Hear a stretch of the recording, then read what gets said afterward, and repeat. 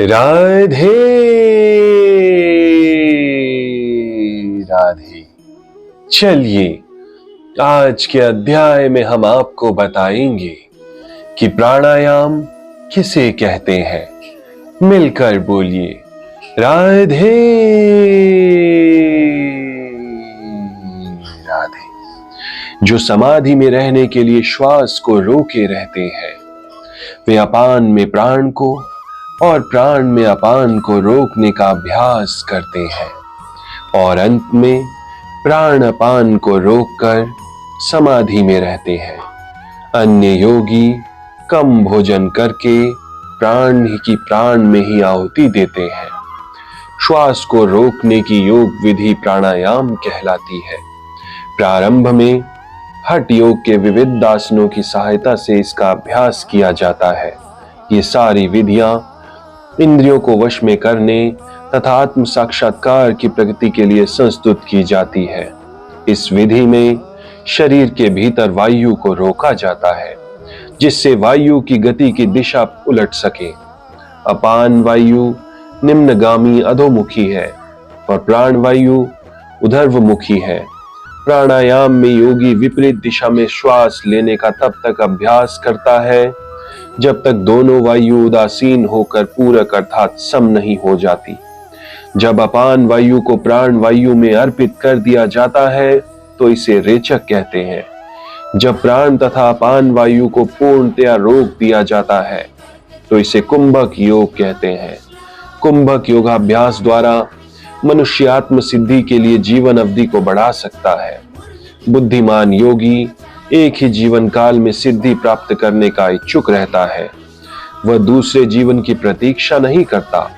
कुंभक योग के अभ्यास से योगी विभिन्न जीवन की अवधि को अनेक वर्षों के लिए बढ़ा सकता है, किंतु भगवान की दिव्य प्रेम भक्ति में स्थिर रहने के कारण कृष्ण भावना भावित मनुष्य स्वतः इंद्रियों का नियंता बन जाता है।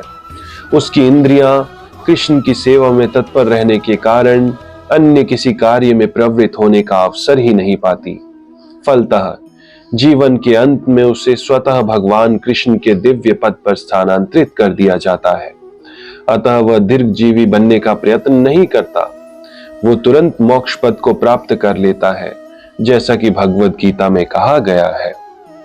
जो व्यक्ति भगवान की निश्चल भक्ति में प्रवृत्त होता है, वो प्रकृति के गुणों को लांघ जाता है और तुरंत आध्यात्मिक पद को प्राप्त होता है। कृष्ण भावना भावित व्यक्ति दिव्य अवस्था से प्रारंभ करता है और निरंतर उसी चेतना में रहता है। अतः उसका पतन नहीं होता और अंततः वो भगवत धाम को जाता है। कृष्ण प्रसादम को ही खाते रहने से स्वतः कम खाने की आदत पड़ जाती है। इंद्रिय निग्रह के मामले में कम भोजन करना, अल्पाहार अत्यंत लाभप्रद होता है और इंद्रिय निग्रह के बिना भव बंधन से निकल पाना संभव नहीं है। ये सभी यज्ञ करने वाले यज्ञों का अर्थ जानने के कारण पाप कर्मों से मुक्त हो जाते हैं और यज्ञों के फल रूपी अमृत को चखकर परम दिव्य आकाश की ओर बढ़ते जाते हैं। विभिन्न प्रकार के यज्ञों यथा द्रव्य यज्ञ, स्वाध्याय यज्ञ तथा योग यज्ञ की उपयुक्त व्याख्या से यह देखा जाता है कि इन सबका एक ही उद्देश्य है और वो है इंद्रियों का निग्रह। इंद्रिय तृप्ति ही भौतिक अस्तित्व का मूल कारण है।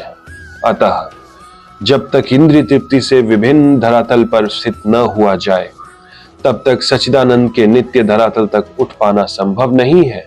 ये धरातल नित्य आकाश या ब्रह्म आकाश में है। उपयुक्त सारे यज्ञों से संसार के पाप कर्मों से विमल हुआ जा सकता है। जीवन में इस प्रगति से मनुष्य न केवल सुखी और ऐश्वर्यवान बनता है, अपितु अंत में वो निराकार ब्रह्म के साथ तादात्म्य के द्वारा या श्री भगवान कृष्ण की संगति प्राप्त करके भगवान के शाश्वत धाम को प्राप्त करता है। मिलकर बोलिए राधे राधे राधे